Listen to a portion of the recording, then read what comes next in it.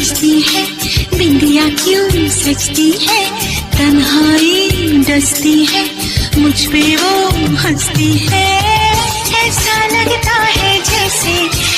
अगर आपने किसी से सच्ची मोहब्बत की है ना, तो हमारा चैनल जरूर सब्सक्राइब कीजिएगा।